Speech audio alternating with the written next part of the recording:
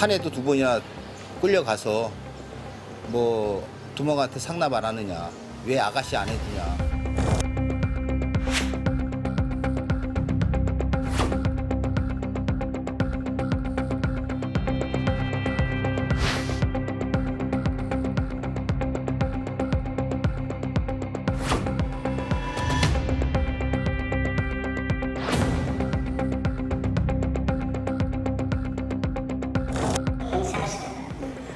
나한테 돈안 거면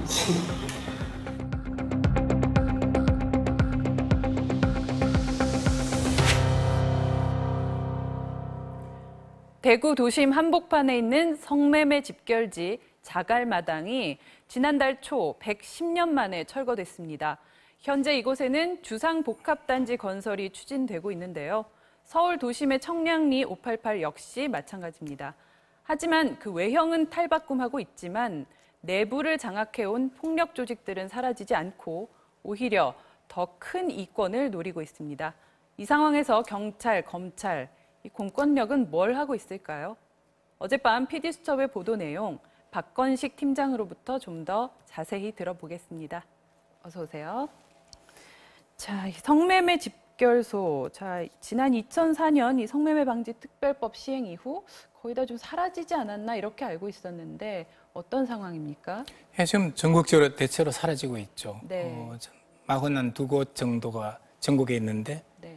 지금 남아있는 곳은 20곳 정도가 되고요. 이 20곳도 대체로는 재개발이 진행 중인 것으로 알고 있습니다. 네. 저희가 어제 취재한 곳은 그 자갈마당인데요. 이 자갈마당은 대구시 중구 도원동에 있습니다. 네. 이 시내 한 중심가예요. 대구역에서 한 5분도 안 걸리거든요. 예. 근데 이 중심가에 어떻게 이 성매매 집결소가 있게 됐냐면 네. 1909년에 일제가 만든 겁니다. 당시 일본인들이 대거 한국으로 유입되면서 성매매 집결지를 일본인 불하게 만든 것이고요. 예. 이게 지금 110년째 이어져 오고 있습니다. 이게 왜 자갈마당이냐, 이름에 대해서는 여러 가지 설이 있는데 네. 비가 와서 그 진흙탕이 되니까 자갈을 많이 깔아서 자갈마당이다, 이런 설도 있고요. 또 그 성매매 업소의 여성들이 도망가지 못하게 자갈을 깔아 놓으면 소리가 나지 않습니까? 네. 그럴 때. 그래서 소리를 듣고 여성들을 체포하기 위해서 자갈을 깔았기 때문에 자갈마당이다, 이런 설이 있고요. 네. 당시 이 성업을 할 때는 100여 개 업소에서 한 700명 정도가 종사를 했다고 합니다. 예. 지금은 이제 성매매 방지법에 따라서 점점 이제 쇠락했고요. 지금 이제 재개발을 앞두고 있습니다. 예, 이 재개발 사업들이 한창 진행 중이다. 그러면 그곳에서 뭐 수십 년 동안 이렇게 종사를 해온 분들은 지금 어떤 상황입니까? 대체로 이제 뭐 업소는 거의 다 문을 닫았고요. 네. 지난해부터 이제 철거가 시작됐고요. 지난달부터 이제 철거가 시작돼서 지금은 남아 있는 인원은 없는 상태입니다. 대구 자갈마당은요. 네네. 이 재개발이 되면 사실 원주민들은 혜택을 받는 게 일반적인 좀 상식인데 뭐 이런 재개발 지역에서 고공농성을 하면서 이분들이 상당히 좀 이렇게 투쟁을 네, 하고 있다, 있죠. 시위를 네네. 하고 있다라고 하는데 그 이유는 뭔가요? 네, 그 부분은 청량리 588이라고 불리는 곳인데요. 네. 좀 여기서는 상당한 시위가 있는 곳이 두 가지입니다. 이유가 하나가 대구 자갈마당도 그렇고 청량리 588도 그렇고 이 부분을 실질적으로 지배하고 있는 조직 폭력배들이 있었습니다. 네. 밤의 황제라고 불리는 사람들인데요. 이 사람들이 이제 이 성매매 업소가 문을 닫게 되고 재개발을 하게 되면 사라지는 게 아니라 이 재개발 사업의 주역으로 등장한 겁니다. 네. 자기들을 수십 년간 괴롭혀왔던 조폭 두목들 또 조폭 세력들이 이 재개발 사업으로 해서 이권을 다 독식하는 것을 두고 볼 수 없다는 것이 시위한 이유고요. 네. 청량리 588의 경우는 270억 원 정도의 이주 보상비가 나와 있습니다. 예. 그런데 말씀하신 것처럼 그럼 입주민이라든지 뭐 그 업소 종사자들에게 네. 혜택이 돌아가야 되잖아요. 정당하게 그런데 이주 보상을 이분들에게 받아야지. 전혀 네. 그 돌아가지 않고 이분들은 구경도 못했다고 그래요. 조폭, 두목이나 두목의 어떤 가까운 세력들에게 다 돈이 흘러갔다는 게 주장입니다. 흘러갔다라는 건 저절로 흘러가진 않았을 것이고 중간에서 가로챘다는 거죠. 그렇죠. 뭐 영수증을 뭐 조작하든지 다양한 수법으로 해서 이분들에게 다 이주 보상비가 돌아가게 한 겁니다. 네. 그러니까 자, 이분들은 네. 시위를 할 수밖에 없었죠. 자, 이분들이 종사한 업종은 엄연히 불법이지만 그렇다고 해서 이 사람들이 또 다른 폭력에 노출이 되거나 뭐 협박, 뭐 갈취를 당한다거나 불법적으로 이런 일은 사실 있어서는 안 되는 것일 텐데 그런 일들이 상당히 비일비재했다는 거죠. 그렇습니다. 금방 말씀드린 것처럼 저희가 대구 자갈마당, 네. 청량리 588 두 곳을 취재했는데요. 두 군데 다 그 악명이 높은 조폭 두목들이 지배를 하고 있었습니다. 네. 대구 자갈마당 같은 경우는 밤양주로 불린 인물은 달성동 바두목 정모 씨입니다. 이 사람은 대구 시민들을 불안에 떨게 했던 유명한 분이더라고요. 네. 저희가 만난 전직 조직폭력배 전 조직원은 이 정모 씨가 한 번에 100에서 200명 정도를 동원할 수 있는 그 힘을 갖고 있다고 말했고요. 네. 대구 자갈마다 아까 말씀드렸지만 100여 개 업소에서 한 700여 명이 종사하다 보니까 네. 한 달 수익이 한 70억 원, 연간 수입이 한 700에서 800억 원 정도 된다고 그래요. 이 조직원의 말에 따르면 이 중에서 10%만 조폭두목이 가져가도 현금 70억 원을 확보할 수 있는 아주 그 노른자위라고 하고요. 네. 청량리는 이것보다 훨씬 많아서 400여 개 업소에서 2,000명 정도가 종사를 했었습니다. 성업을 할 때는요. 예. 그러다 보면 한 대구 자갈마당이 한 3배나 되잖아요. 네. 그러면 수익도 아마 미루 짐작할 수 있으리라고 보고요. 그러다 보니까 이 밤의 항저를 군림한 사람들이 그냥 돈을 얻은 게 아니고 네. 상당한 인권유린, 폭력, 폭행 등이 자행돼 있고요. 예를 들면 현금 인출 대행비, 예를 들면 어떠냐면 신용카드를 갖고 온 사람들이 있어요, 손님 네. 중에.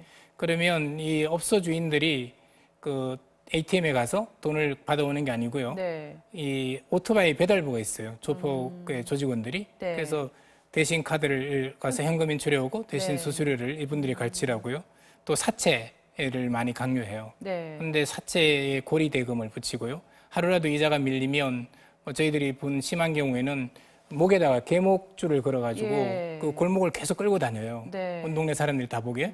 그리고 전봇대에다 개목줄을 묶어놓고 하루 종일 그냥 개처럼 그냥 전봇대에 네. 묶어둬요. 그러니까 온 동네가 공포에 시달리는 것이죠. 네. 그래서 울며 겨자 먹기로 조폭들이 그 강요하는 사채를 쓰다 보니까 이 업소 종사자들은 돈을 버는 게 아니라 오히려 나중에는 거의 다 적자 상태에서 빈곤 상태에 놓인 게 된 겁니다. 네, 그야말로 무법지대나 다름없는데 네. 그런데 지금 문제는 이 재개발에 들어간 성매매 집결 지역에 이들이 또다시 나타나서 지금 이권을 노리고 있다는 거잖아요. 그게 저희들이 가장 그 우려했던 네. 이유고 저희들이 아마 취재했던 목적이기도 합니다. 왜냐하면 이 재개발을 하는 것 자체는 뭐 또 할 수도 있다고 보는데 네. 이 재개발의 이익이 고스란히 조폭의 자금원으로 흘러들어가고 있다는 겁니다. 아까 말씀드린 대로 지금 전국에 20군데서 이게 진행되고 있거든요. 네. 그렇다면 전국의 조폭들을 이롭게 하는 행위가 될 수밖에 없는 것이고요. 어떤 행태냐면 이 청량리 588 같은 경우는 두목이 김모 씨인데요. 예. 직접 시행사를 자기가 차렸습니다. 시공사는 롯데건설인데요. 네. 그렇게 해서 자기 시행사가 모든 이익을 가져가고요. 여기에 또 자기 가족이나 아는 조직원들을 다 직원으로 등재시켜서 네. 엄청난 그 자금을 횡령을 했고요. 대구 자갈마당 같은 경우는 뭐 반발이 좀 있었습니다. 시행사를 직접 차리려고 했는데요. 네. 정모 씨가 하니까. 그러니까 자기가 우회로 해서 자기 조직원들이나 가족들을 그게 시행사 대표나 어떤 핵심 간부를 앉혀서 자기 뒤에서 배후 조종을 하고 있습니다. 예. 결론적으로 말하면 실질적으로 다 시행사를 장악을 해서 재개발의 주역이 되어 있습니다. 자, 이 청량리 588 이 폐건물 위에서 몇 달 동안 고공 농성을 해오던 분들이 계셨죠. 저도 네네. 사실 어제 방송을 보고 처음 알았습니다만 이분들이 세상에 알리고자 했던 사실은 좀 어떤 것들이었습니까? 뭐 가장 큰 이유가요. 아까 말씀드린 대로 이런 조폭들이 이 재개발의 주역으로 나서는 것은 안 된다. 그렇게 폭력을 자행하고 인권 유린을 하고 돈을 착취했던 이 사람들이 다시 떼돈을 벌고 이 자금을 가지고 조폭을 재건하는 것은 안 된다는 네. 게 가장 큰 이유고요. 인권 유린에 대한 여러 가지 억울함들을 하소해 나고자 했던 것이 있고 예. 거기에는 경찰의 유착, 그다음에 비호 이런 것들에 대한 어떤 좌절감도 들어 있었습니다. 네. 저희가 만난 분 중에 한 분이 최창옥 씨인데요. 예. 이분은 지난 1월 시위 때부터 늘 선두에서 왔습니다. 그런데 저희가 인터뷰한 지 일주일 만에 이분에 대한 소식이 들렸고요. 예. 안타까운 그러니까, 비보였죠. 옥상에서 화상을 입고 병원에 실려갔는데 굉장히 심하게 중상을 입었습니다. 두개골이 상당히 심각하게 손상을 받았고요. 네. 그 다음날 이제 돌아가셨는데 우리 일반 뉴스에는 이분이 막 식사를 하다가 가스가 터져서 폭발했다 이렇게 나왔지만 네. 이분 지인들은 그렇게 보지 않고요. 평소부터 여러 가지 어떤 심경의 변화가 네. 와서 감행한 행동이다 이렇게 주장을 하고 네. 있습니다. 이분이 자필 그 문건을 남겼습니다. 네. 일종의 지금 유서가 된 셈인데요. 여기에는 3페이지짜리인데 다양한 어떤 억울함들이 담겨 있습니다. 예. 경찰 유착 의혹도 있고요. 그다음에 인권 유린에 대한 것도 있는데 돈을 제대로 상납했는지 수시로 확인, 상납을 조금이라도 지연 시 폭력 행사, 삽으로 30회 정도 맞음, 또 용도시장에서 30분 맞음 등등으로 해서 3페이지나 빼곡히 적혀 있습니다. 네. 그래서 이 자필 문건에는 수십 년간 최창욱 씨가 겪었던 피해 사실에 대한 억울함들이 고스란히 들어있고요. 이걸 예. 봐서는 단순한 어떤 실화라든지 실수는 아닌 것으로 짐작됩니다. 그러니까 지금 그 시행사를 차려서 다시 재개발 이권을 노리고 있다는 그 조폭으로부터 당한 피해를 지금 진술해 놓으신 네, 내용인 무려 거죠. 3페이지를 적어놨습니다. 자, 이 경찰이 이런 현실들 모르지 않을 텐데 왜 제대로 단속을 하지 않았던 것일까요? 뭐 저희도 미로 짐작하고 있습니다만 이 무법천지의 성매매 직결지에서 이 조폭들이 몇십 년간 어떤 처벌도 받지 않고 네. 이렇게 행세할 수 있던 이유에는 경찰의 비호와 유착이 없었으면 불가능하다는 예. 게 일반적 짐작이고요. 저희들이 만난 어떤 취재원들도 그렇게 진술하고 있습니다. 뭐 다양한 진술들이 있는데요.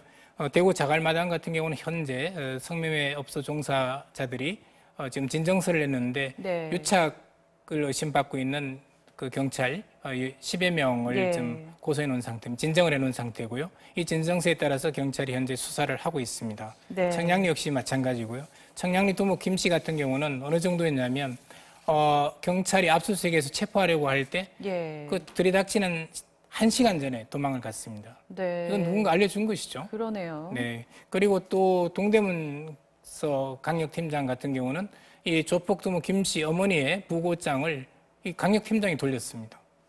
그래서 이게 큰 그 문제가 됐고요. 이게 국감에까지 제기가 돼서 뭐 곽상직 의원이라든지 네. 지상욱 의원이 이 상당히 심각하게 문제 제기를 했던 적도 있습니다. 예. 어제 방송에서는 이 대구 자갈마당 지역에서 경찰의 아내가 직접 성매매 업소를 운영했다는 충격적인 증언도 나왔습니다. 직접 들어보시죠. 신랑 경찰이고 자랑한다네 돌아다니면서. 장판하면서 그 업수를 했거든요. 현직 경찰의 아내가 성매매 업소를 운영했다는 다소 믿기 힘든 이야기. 사실 확인을 위해서 당사자를 만났습니다. 남편 정 씨는 2012년에 퇴직한 경찰이었습니다. 2007년도, 2008년도 업주를 하셨다는 얘기를 다수의 증언들이 있었어요. 몰라 그러면 그건 아닙니다. 하지만 그의 아내가 운영하던 업소에서 일을 했다는 제보자도 나왔습니다. 자기 남편이 경찰 근무한다고 동네에서도 이씨가 다 말하고 다녔거든요. 씨하고 씨 남편이 누구누구한테 누구 이모부가 누구 집 누구 집이라고 밝히지 못하지만 뭐뭐 맷집을 봐주고 있다 이렇게. 그런 얘기. 저한테 한 말입니다. 그러니까 너도 거기에 공유가 도움이 돼서 봐주지. 그러니까 단속 정보 이런 거. 참 황당할 따름인데요. 이게 지금 대구 지역 이야기지만 이게 뭐 특정 지역에만 국한된 이야기는 아닌 거죠. 그렇습니다. 여기 나오는 분이 이제 유명한데 이 업소에는 유명한데 대구 아모레 아줌마라고 하고요. 네. 뭐 성매매 업소를 차렸다는데 남편이 이제 단속 정보를 흘려줬다는 것이고요. 저희들이 취재 다양한 곳에 하고 있지만 다양한 곳에서 이런 이야기가 흘러나오고 있습니다. 네. 자, 이런 의혹들에 대해서 이 당사자인 경찰은 상당히 좀 이원적인 태도를 보이더라고요. 어제 네, 그렇습니다. 방송에. 현재 확인된 게 없다. 뭐 설일 뿐이다. 이런 정도의 어떤 미온적 태도고 적극적으로 수사 임하는 자세는 보이지 않고 있습니다. 예. 자, 이 성매매업의 먹이사슬 상층부에 경찰이 있다는 구체적인 증언들은 충격적입니다. 이 공권력이 폭력배들의 불법을 눈감아주고 비호하는 행태가 일부의 일탈일 뿐이라는 변명은 더 이상 통하지 않을 것 같습니다. 철저한 조사와 처벌로 검은 고리를 끊어야 할 때입니다. 지금까지 PD수첩 박건식 팀장과 함께했습니다. 오늘 말씀 감사합니다.